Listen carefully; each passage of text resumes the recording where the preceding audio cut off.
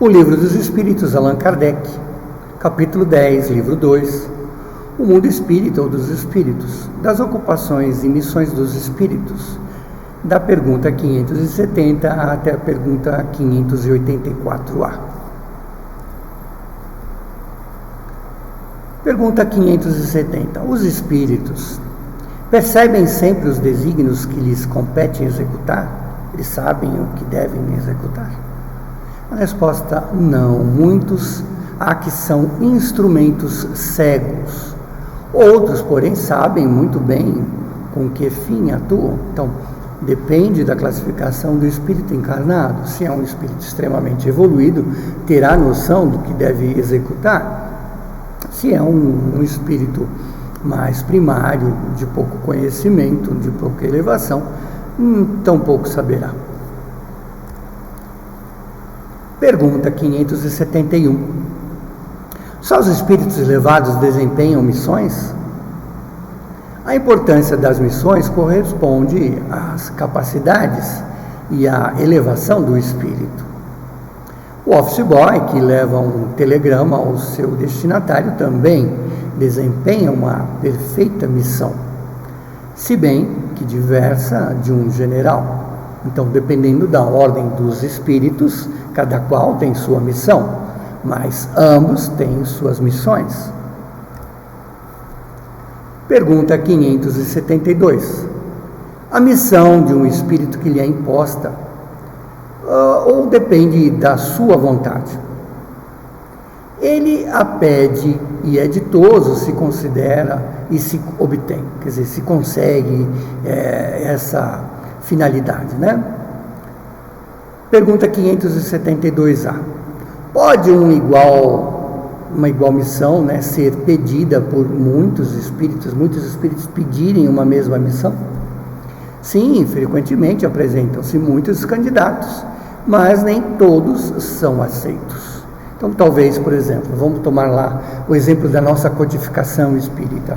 Será que vários espíritos se candidataram a fazer a codificação espíritas, né? E será que quais conseguiram, né? Quais tiveram isso como missão? Pergunta 573. Em que consiste a missão dos espíritos encarnados?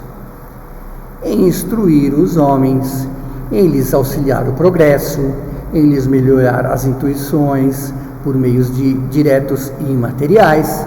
Ao mesmo tempo, o espírito que se depura pela encarnação concorre dessa forma, né, para a execução dos desígnios da providência. Então, ele encarnado, ele vai executar, por exemplo, escrevendo um livro, escrevendo, no caso de Kardec, escrevendo a codificação, fazendo a decodificação espírita. Os espíritos desencarnados, com sua missão, né, passaram as respostas, Kardec executando suas perguntas. Pergunta 574. Qual pode ser na Terra a missão das criaturas voluntariamente inúteis? Até coloquei aqui, né? Bateu aquela preguicinha. Há efetivamente pessoas que só para si mesmas vivem e que não sabem tornar-se úteis ao que quer que seja. São pobres e seres dignos de compaixão, porquanto expiarão durante sua voluntária inutilidade, né? Começando-lhes muitas vezes, já neste mundo, o castigo pelo aborrecimento e pelo desgosto que a vida lhes causa. Então, quer dizer, deixam de cumprir o que deveriam cumprir, ficam ali na inércia, né? Pergunta 574A. Pois que lhes era facultada a escolha, por que preferiram uma existência que nenhum proveito lhes traria? Quer dizer, porque então resolveram ali uma existência que nada fariam? Entre os espíritos também há preguiçosos que recuam diante de uma vida de trabalho, de labor. Deus consente que assim procedam, porque é o seu livre-arbítrio. Mais tarde compreenderão à própria custa os inconvenientes da inutilidade, a que se serve, né, a que se voltaram e serão os primeiros a pedir que lhes conceda recuperar o tempo perdido. Pode também acontecer que tenham escolhido uma vida útil e que hajam recuado diante da execução da obra, deixando-se levar pelas sugestões dos espíritos que os induziram a permanecer na ociosidade. Então, inclusive, é um bom momento para pensarmos, né? Será que estamos na preguicinha? Estamos na inércia? Ou será que estamos agindo para progredir, né? 575. As ocupações comuns, mas nos parecem deveres do que missões propriamente ditas. A missão, de acordo com a ideia, aqui está esta palavra associada, né? Tem um caráter menos exclusivo de importância, sobretudo menos pessoal. Deste ponto de vista, como se pode reconhecer que um homem tenha realmente na Terra uma determinada missão? Pelas grandes coisas que opera, pelos progressos cuja realização conduz a seus semelhantes. Então, será que, por exemplo, Chico, né, não recebeu uma grande missão? Né? Para ele era um simples viver, ele era um simples servidor, como dizia, mas no fundo tinha uma grande missão, né? E o grande missionário, inclusive, não reconhece como missão para ele, ele é tão humilde que ele reconhece como um simples dever. Então, haja quantas e grandes situações o próprio Chico não executou, não fez, quantos livros não utilizou, né, o seu conhecimento mediúnico para escrever, e cedeu aos espíritos essa oportunidade também de se aliar, tanto o encarnado Chico como os desencarnados espíritos, e seguirem numa grande missão para o espiritismo. Pergunta 576. Foram predestinados a isso antes de nascerem os homens que trazem uma importante missão e dela têm conhecimento? Algumas vezes assim é. Quase sempre, porém, o ignoram, quer dizer, não sabem da missão que têm. Baixando a terra, colimam a um vago objetivo, né, uma vaga lembrança. Depois do nascimento e de acordo com as circunstâncias, é que suas missões se lhes desenham, né, às vistas. Deus os impele para a senda onde devam executar-lhes os desígnios. Por exemplo, no caso das irmãs Fox, que foram precursoras lá do espiritismo, né, objetos da mediunidade para a parte da decodificação espírita, as irmãs Fox provavelmente não tinham consciência de suas missões, eram simples espíritos que estavam em desenvolvimento, mas que obtiveram as comunicações espíritas que foram estudadas mais tarde. Pergunta 577. Quando um homem faz uma coisa útil, é sempre em virtude de uma missão anterior e predestinada, ou pode receber uma missão não prevista? Tudo o que o homem faz não é resultado de uma missão predestinada. Ele é, muitas vezes, instrumento de que um espírito se serve para fazer executar uma coisa que acredita ser útil. Por exemplo, um espírito julga que seria bom escrever um livro, que ele mesmo escreveria, se estivesse encarnado. Procura o escritor mais apto, mais presciente daquela vibração que ele também tem, daquele espírito tem, a compreender os seus pensamentos e a executá-lo. Dá-lhe então a ideia e o dirige na execução.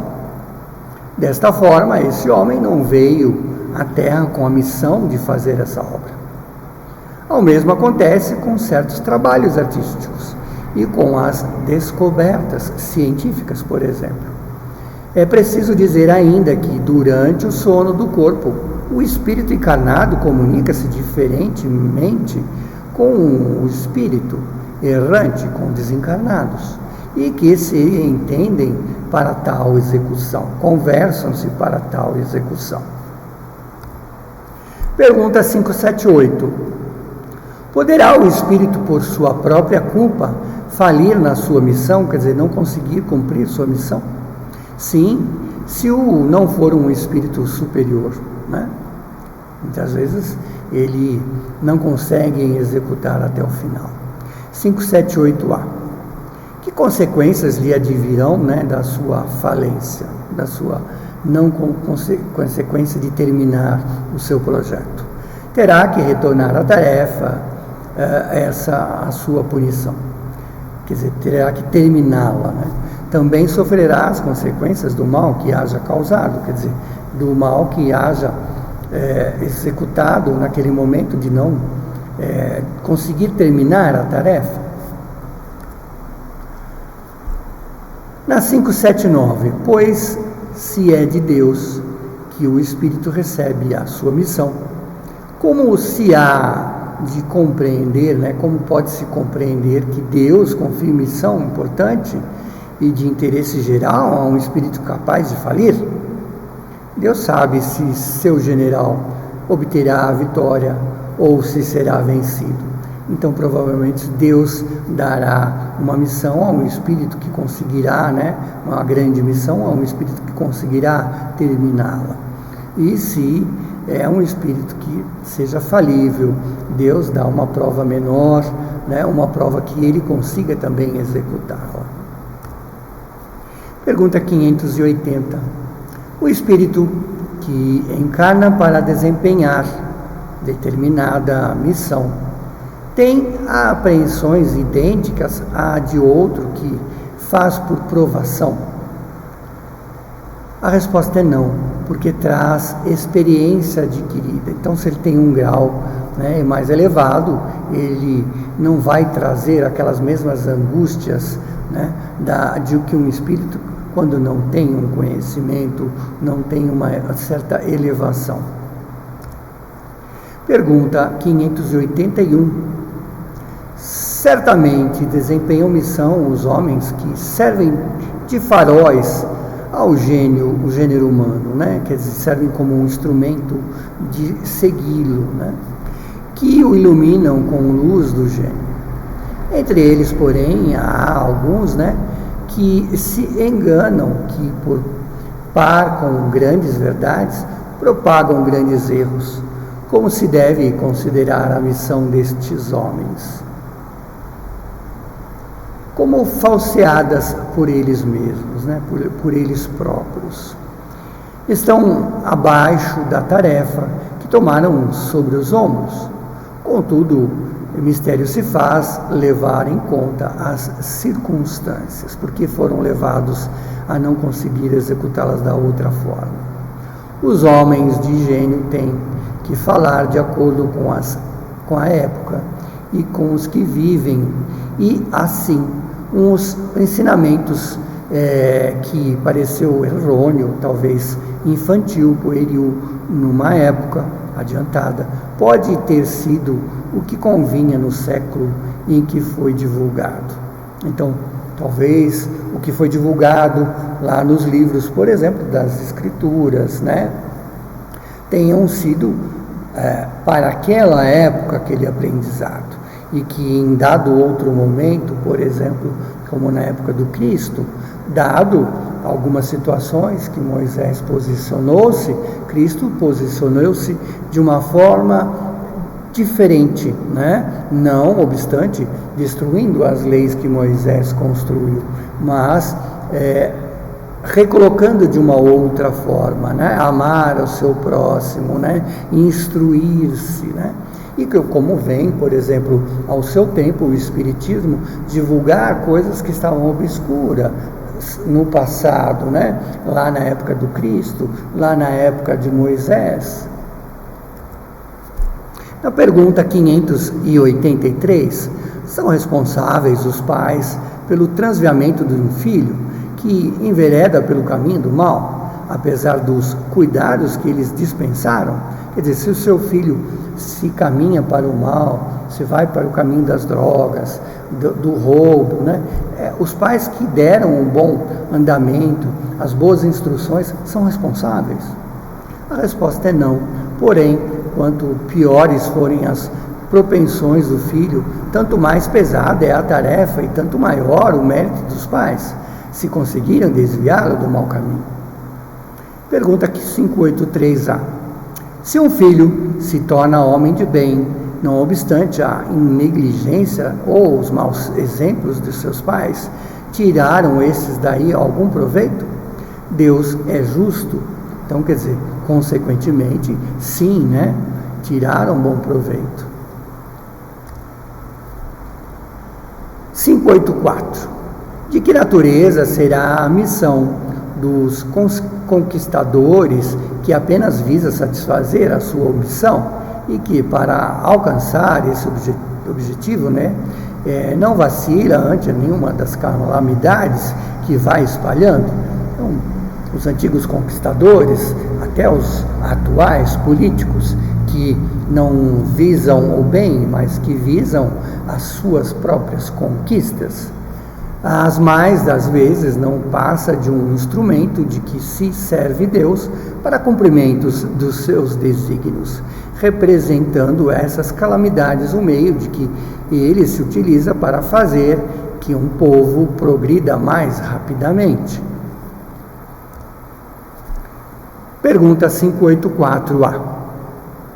Aquele que é instrumento dessas calamidades passageiras é alheio ao bem que delas pode advir, visto estar apenas seguindo um propósito pessoal. Não obstante, tira ele algum proveito desse bem? Cada um é recompensado segundo as suas obras, pelo bem que desejou fazer e pela retidão de suas intuições, né? Os espíritos encarnados têm ocupações inerentes às suas existências corpóreas.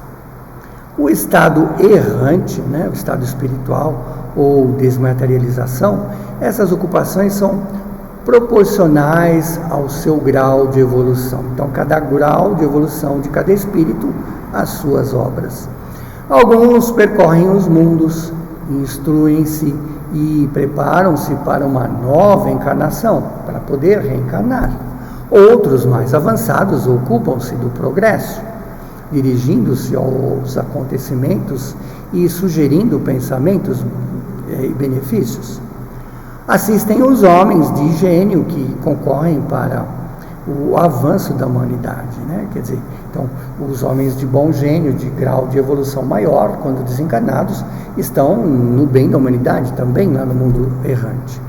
Os de menos avanço espiritual estão nas suas progressões espirituais, estão vivendo aquele momento, por exemplo, se recuperando de uma doença, porque acreditam assim ainda estar doentes, depois se instruindo talvez.